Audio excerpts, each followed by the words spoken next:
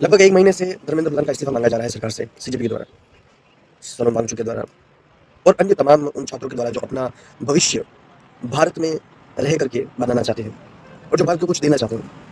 तमाम उन मुद्दों को देखते हुए सरकार किसी भी तरीके से अपने आप को उस चीज़ में लाना नहीं चाहती जिस चीज़ में सीजेपी अपने आप को चौंके हुए हैं।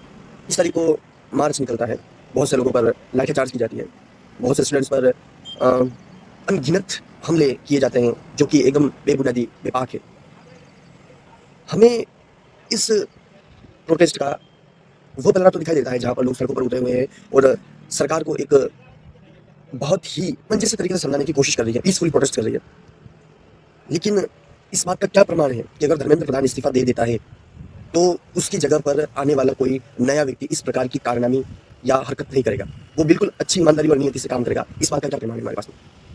क्योंकि आने वाला तो फिर वही इसी समाज से है ना, जो शिक्षा में फिर अपने आप को या अपनी कुर्सी पर सुपुर्द होगा। जन आंदोलन सड़कों पर उतर जाने की नहीं है, बात है सही नियति, ईमानदारी और बेहतर व्यक्तित्व की।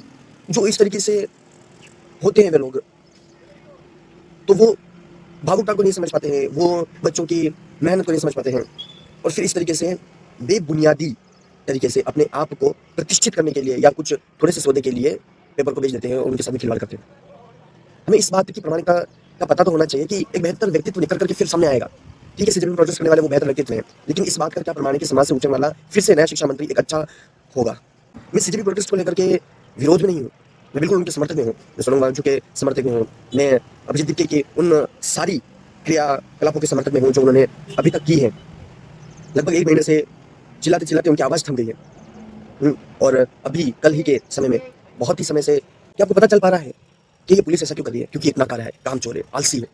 और जब इनको किसी भी तरीके का आदेश दिया जाता है तो ये अपने आप का गुस्सा दूसरों पर निकालती है कि हमें आदेश क्यों दिया जा रहा है। इनको वास्तविकता में काम से एलर्जी है, इनको पड़े रखो, खाना पीना दो और रिश्वत देते रहो, यही सारी चीज़ें इनके लिए बहुत अच्छी हैं, बहुत ही अच्छी हैं। और जब मैं नियति और ईमानदारी की बात कर रहा हूँ तो बीजेपी में सारे ही व्यक्तित्व ऐसे हैं जो बिकने को बिल्कुल तैयार है। राजस्थान से सारी जो भी एग्जाम हो रहे हैं उनमें धांधली नहीं हो रही है, इस बात का क्या प्रमाण है? सारी धांधली हो रही है। अभी एलडीसी का एग्जाम हुआ है, उसमें धांधली हुई है।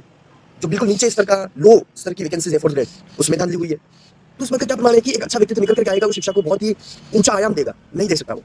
तो हमें समाज की उन पीढ़ियों को सुधारने की आवश्यकता है जो बिगड़ी हुई है, जो एकदम बेगैरत बनी हुई है। बाकी आप बिल्कुल बहुत समझदार हैं, इस बात पर थोड़ा सा गौर करिएगा।